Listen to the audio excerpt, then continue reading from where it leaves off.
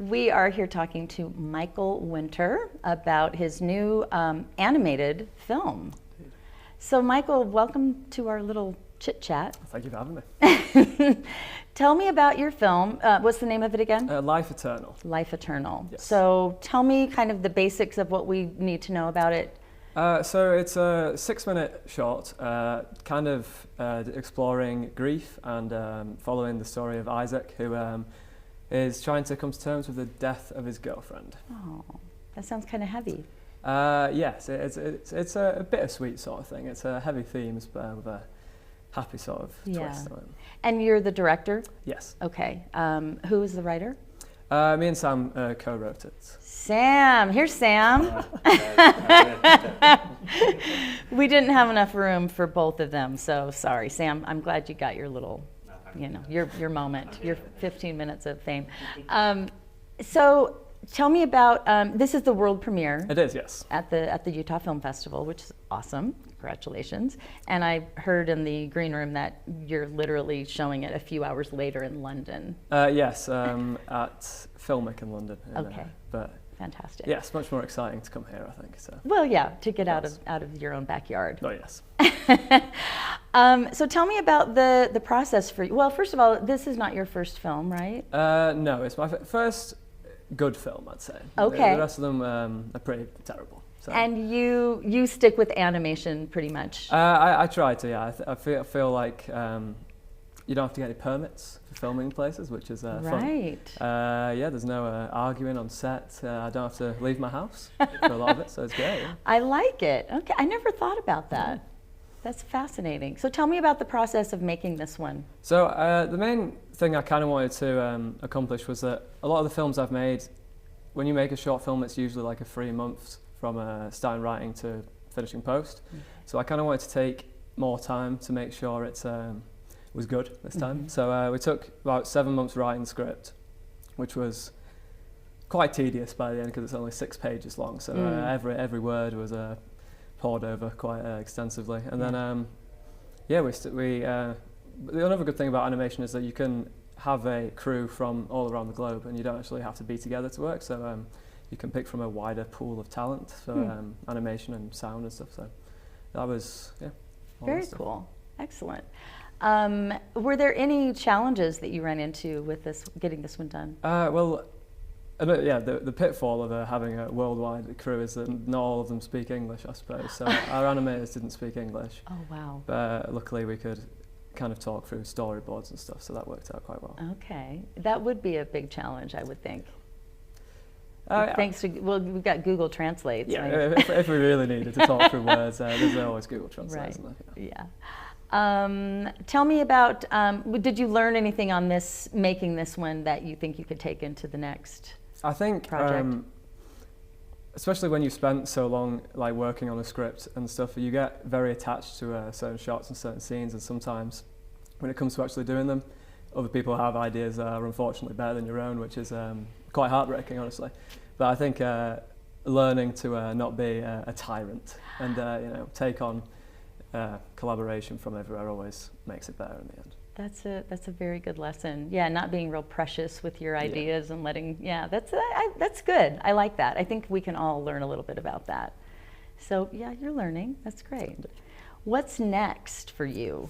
Well, we have a few things in the works. The idea was to make, this is a short that we hope to turn into a feature at some point. So we've got that worked out, and then another animated film set in medieval times. Oh. A mini anthology about a medieval village under siege. Very cool. And that one is going to be done next. Do you think like that'll be the one you produce next? Yes. Okay. Yes. Excellent. The script's done? Script's All right, done. Sam says the script's done. Yeah, just need everything else. You just need to figure out who your crew is going to be and all that kind of Yes. stuff. Excellent. How did you get your start in animation? Well, I studied animation at university for a bit, and I've always, I grew up loving animation, as a lot of people do, like Ghibli films and stuff. But I feel for this film especially, we want to do it animated, because as with lower budget films, there's some like certain things that can't really look good, and feel like we wanted it not to look studenty, which is a problem I've had with a lot of my past films. So I mean, there's a scene where they fly over a city, which on a very tight budget would look awful if it was live action. So Right. I think animation was the right port of call. Interesting.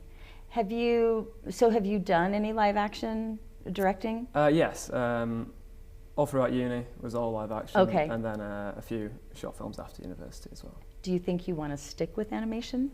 I think so. Yeah, I think there's a freedom that you don't really get with live action, and there's obviously different problems, but Yeah. they're less stressful problems, I would say. So that's, Interesting. But if you got a call from some like major studio to come direct their live action Oh, no. series I'm not gonna on say Netflix, no. you'd be like, of course, No, you'd be yeah. crazy. No, that's fascinating though. I think animation is a really cool medium, and I feel like it's not really, so I feel like it doesn't get the respect always that it kind of deserves. Yeah, I think especially it's in the past it's been seen as kind of like a children's medium, Right. but I think especially more recently it is coming, and adults are kind of recognizing it as more of a medium than like a children's genre. Right. So like Del Toro, a lot of his films are more tailored towards adults. So we wanted the animation style isn't particularly childlike. It's hand drawn. It's like a watercolor sort of thing. So it's Very cool. very the Snowman sort of vibe. So it's not particularly child centric. So it kind of works for all audiences, Interesting. especially with the heavier themes. So. Well, yeah, for sure. But I love that because there's something really cool about that juxtaposition.